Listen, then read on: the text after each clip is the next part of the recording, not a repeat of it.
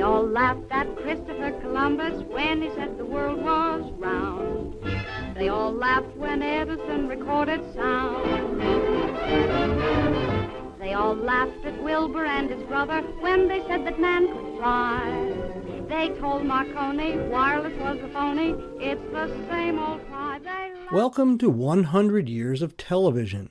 This is episode number 19, countdown number 88, The Phones Lit Up.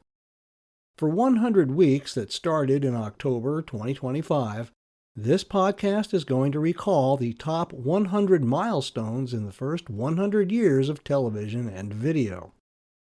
The countdown is pegged to culminate on September 7th, 2027, the 100th anniversary of the day television as we know it was invented. I'm Paul Shatskin, author of The Boy Who Invented Television, the definitive biography of Philo T. Farnsworth, who invented the world's first all-electronic television system. In the last episode, we talked about the image Orthicon, the video tube that combined all the scientific advances from over a decade into a camera worthy of TV's post-war boom.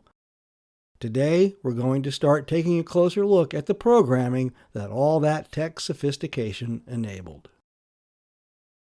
On the evening of May 7th, 1947, RCA-made, image Orthicon-powered television cameras came to life at NBC's Studio 9H in Rockefeller Center, the same studio where, a decade earlier, Maestro Arturo Toscanini had made NBC a cultural force with live broadcasts of the NBC Symphony. The new show was called Kraft Television Theater and represented a turning point for the new medium in two respects. First, it was live theater, like Broadway on the air. It was not filmed, canned, or recycled from radio. Kraft Television Theater was written and produced for TV, performed live by marquee actors, and broadcast into American living rooms in real time. It was also American advertising's first serious foray into the new realm of television. The FCC had permitted commercial television to begin on July 1st, 1941. That was covered in countdown number 91, Bulova Time. But the war put the whole proposition on hold. Before the advent of television, advertising had a long history with radio that reflected the medium's rudimentary origins, none of which were overtly commercial. Radio started in the early 20th century with amateur wireless experiments before finding its way into military and maritime applications. There was initially no demand for home entertainment. But by 1920, with the addition of the circuitry pioneered by the likes of Edwin Armstrong and Reginald Fessenden, radios were finding their way into American homes, and companies like Westinghouse, General Electric, and RCA began broadcasting regular programming to stimulate radio sales. The first radio station to offer regular programming, KDKA in Pittsburgh, went on the air on November 2, 1920, broadcasting the results of that day's presidential election. This established a precedent for broadcasting as a public service, not a source of revenue. The precedent didn't last very long. On August 28, 1922, radio station WEAF in Queens, New York, broadcast the first paid-for content transmitted over the airwaves. WEAF was operated by AT&T, the company that made its money transmitting signals over wires, not air. Envisioning radio as an extension of its existing business, the company proposed to engage in toll broadcasting, where organizations could pay to use the airwaves just as they paid to use telephone lines. WEAF's first paid-for broadcast was a 10-minute segment paid for by the Queensboro Corporation, a real estate developer promoting properties in Jackson Heights. The ad, if you can really even call it that, wasn't a jingle or a hard sell pitch. It was a spoken essay read by an announcer extolling the virtues of a new suburban lifestyle. Though the effort was modest by modern standards, this moment was pivotal, For the first time, a third party had paid a radio station to reach a mass audience. That broadcast from Queens in 1922 set the model for the decades that followed. In 1924, AT&T leased WEAF to RCA, which folded it into the National Broadcasting Company, NBC, in 1926, the first true national radio network. NBC was structured around a sustaining sponsor model, where advertisers would fund entire programs in exchange for on-air promotions. The result was a slate of programs like the A&P Gypsies, sponsored by the grocery chain Atlantic and Pacific Tea Company, the Ipana Troubadours, sponsored by Ipana Toothpaste from Bristol-Myers, The Voice of Firestone, sponsored by the Firestone Tire and Rubber Company, and the City Service Concerts, sponsored by City Service Oil Company, which is today known as Citgo. These and dozens of other programs promoted America's most familiar brands. Even RCA got into the act, sponsoring the prestigious Arturo Toscanini and the NBC Symphony Orchestra as a vehicle for promoting both the NBC network and RCA's own line of radios and phonographs. At the center of this web of broadcasters and advertisers, one firm ruled the roost, J. Walter Thompson.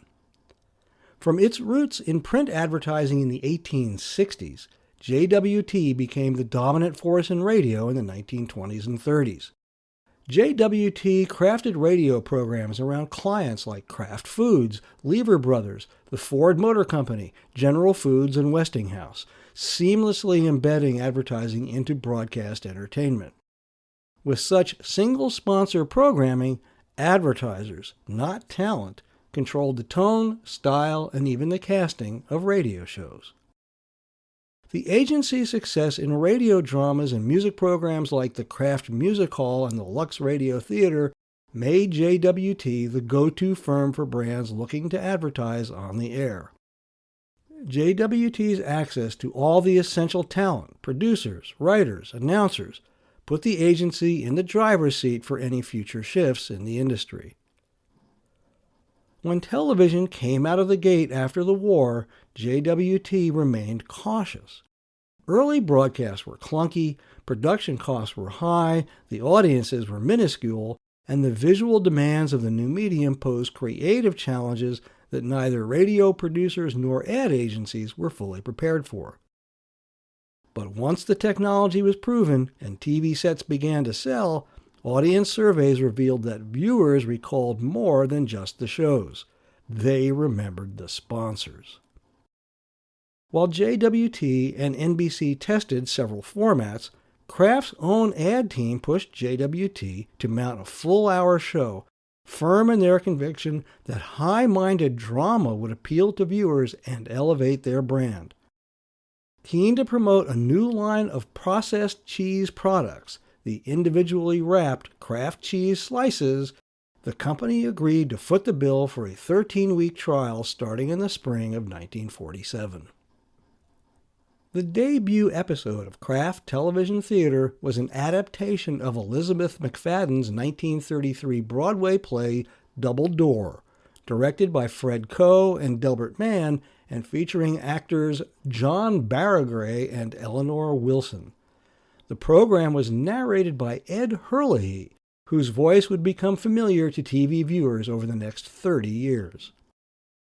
Trade magazines reported a tremendous surge in demand for Kraft cheese slices immediately after the debut of Kraft Television Theater. In oral histories archived by the Television Academy, ad executives recalled the phones lit up at Kraft headquarters. A television magazine reader poll noted that Kraft Television Theater had achieved the highest sponsor recall of any program on the air, effectively dispelling whatever doubts Madison Avenue may have still harbored for the potential of television. For 11 years, from 1947 to 1958, Kraft Television Theater ran more than 650 live episodes on NBC and ABC and showcased a memorable array of actors, directors, and writers. Future stars like James Dean, Grace Kelly, Rod Steiger, Helen Hayes, and Paul Newman all made appearances during the salad days of their careers. Future Hollywood directors like Sidney Lumet, Robert Altman, and George Roy Hill cut their teeth learning how to choreograph actors and block cameras across a tight studio floor. Starting with the adaptations of existing plays or short stories, the form quickly evolved to inspire original writing better suited for the small screen's intimacy and immediacy. Stories of marriage, war, ambition, politics, and crime offered viewers something more substantial than puppets, pratfalls, and vaudeville-style hijinks.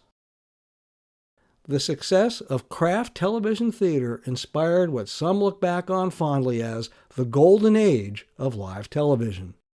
Its success spawned a wave of imitators. Philco Television Playhouse, Studio One, Goodyear Television Playhouse, and Playhouse 90, and other shows that gave television a style distinct from radio, film, or theater. But despite the highbrow intentions, let's not forget that it all started with the imperative to sell more cheese. This brings us to the end of number 88 in the countdown of the top 100 milestones in the first 100 years of television. Stay tuned for the next episode, when we look at TV for children with the premiere of Howdy Doody in 1947. Thanks for listening to 100 Years of Television, a 2-year countdown to the centennial of television on September 7th, 2027. For more, aim the gizmo of your choice to 100yearstv.com.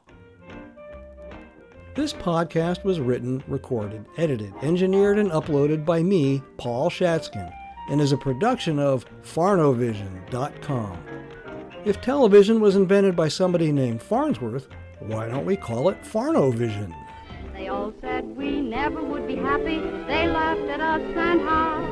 But ho, ho, ho, who's got the last laugh now?